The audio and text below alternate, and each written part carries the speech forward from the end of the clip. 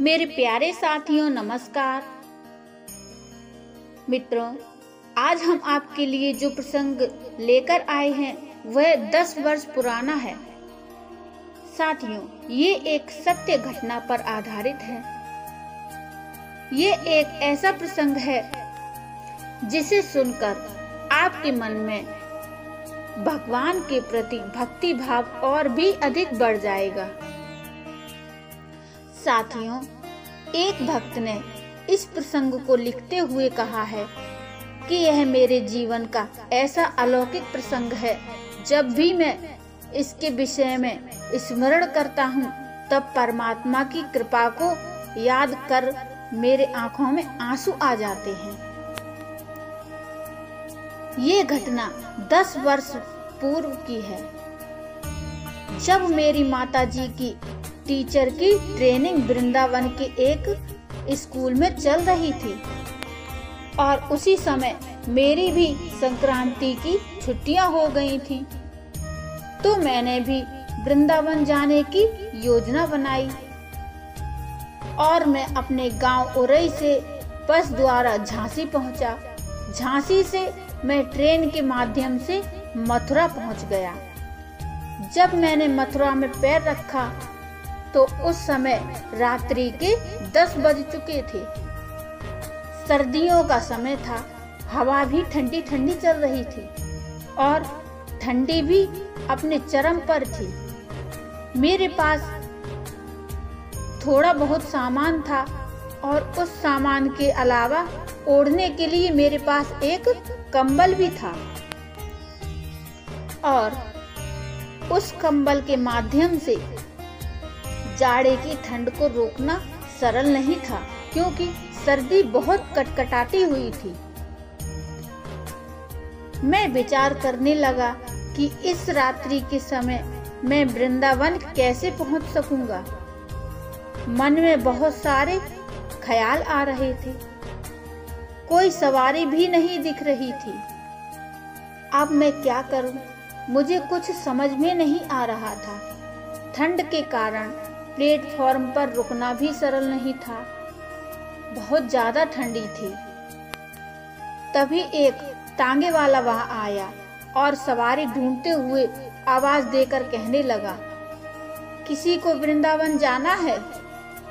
तब उसकी आवाज सुनकर मैंने ये महसूस किया कि लगता है कि परमात्मा ने किसी को यहाँ भेजा है। तो मैंने भी उसे आवाज देकर कहा कि मुझे चलना है। रंगजी महल के पहले एक अग्रवाल धर्मशाला है, आप मुझे वहां तक पहुंचा दीजिए, क्योंकि मेरी माँ वहां पर किराए के कमरे में रहती है। टांगे वाले ने मुझे अपनी टांगे पर बिठाया और अग्रवाल धर्मशाला के पास उतारकर वो वहां से चला गया। अब वहां पहुंचकर मैं इधर उधर देखने लगा, क्योंकि मुझे अपनी माताजी के किराए के कमरे का पता तो मालूम ही नहीं था। मैं तो पहली बार ही आया था। अब मैंने घरों की ओर देखा और देखकर हैरान हो गया। सारे घर बंद थे, क्योंकि रात का बहुत गहन अंधेरा छाया हुआ था और ठंड की अवस्था भी थी। इसलिए रात्रि के समय सभी लोग अपने घरों में विश्राम कर रहे थे। इसलिए ऐसी अंधेरी रात में अपनी माताजी का कमरा ढूंढना भी मुश्किल था, क्योंकि कोई मुझे दिख ही नहीं रहा था। तो मैं किससे पूछता? मैं 2-3 घरों के नजदीक गया, उनके किवाड़ भी खटखटाए, पर मुझे अपनी माताजी का पता नहीं मिला। मुझे तो माताजी ने धर्मशाला के पास ही कमरा बताया था। अब वहां कमरा नहीं मिलने के कारण मेरा मन चिंतित होने लगा। तभी मेरे मन में एक ख्याल आया कि वृंदावन में तो बाके बिहारी जी भी रहते हैं। वे तो हर असहाय और परेशान व्यक्तियों की मदद करते हैं। और मैंने उन्हें याद किया। थोड़ी ही देर में एक अद्भुत चमत्कारिक घटना घटी। जिसे याद करके मेरा मन अभी तक रोमांचित हो जाता है।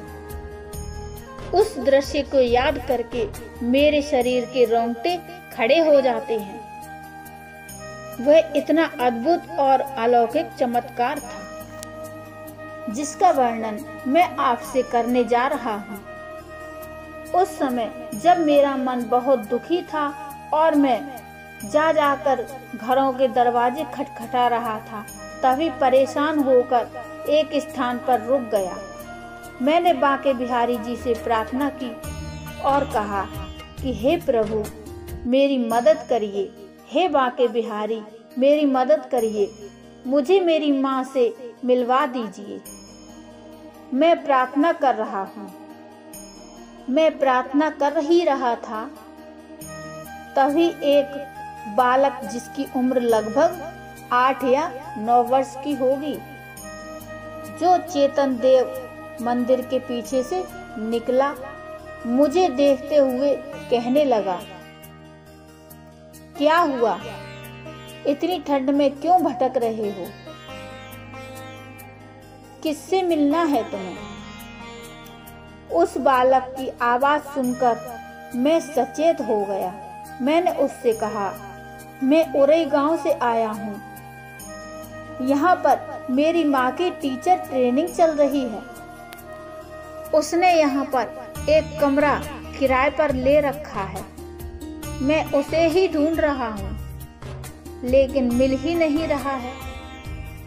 तब उस बालक ने एक दरवाजे की ओर इशारा करते हुए कहा कि एक महिला इस कमरे में रहती है, वह भी टीचर की ट्रेनिंग ले रही है।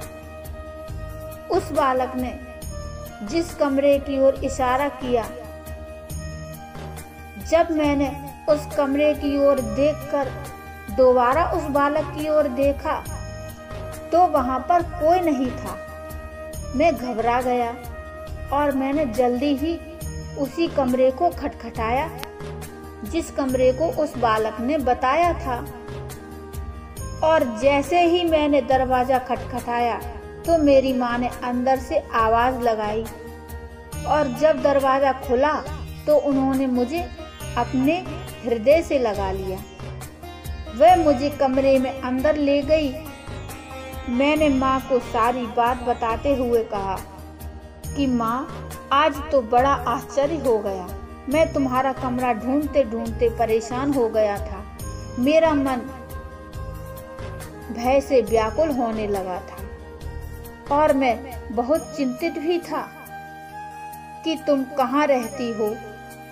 तभी मैंने मन ही मन बांके बिहारी जी से प्रार्थना करी कि हे नाथ मेरी मदद करिए। तभी एक बालक हाफ पैंट पहनकर पता नहीं कहां से वहां पर प्रकट हो गया और तुम्हारे कमरे का पता बताकर पता नहीं कहां चला गया। जब तक मैं उससे कुछ कह पाता, माँ पता नहीं वह कहां गायब हो गया। तब मेरी सारी बात सुनकर मेरी माँ ने मेरे मस्तक पर हाथ रखकर कहा कि तुम बड़े भाग्यशाली हो। आज स्वयं श्री बांके बिहारी तुम्हें मार्ग दिखाकर चले गए। हे पुत्र, जो व्यक्ति सच्चे भाव से यहाँ आकर उनसे प्रार्थना करता है, वह उनको मार्ग स्वयं दिखाते हैं। आज उन्होंने ये बात बिल्कुल पक्की कर दी कि जो मुझे सच्चे हृदय से पुकारेगा, मैं उसकी सारी दुविधाएं दूर कर दूंगा, सारे दुख दूर कर दूंगा। गीता में भी भगवान कृष्ण ने यही कहा है।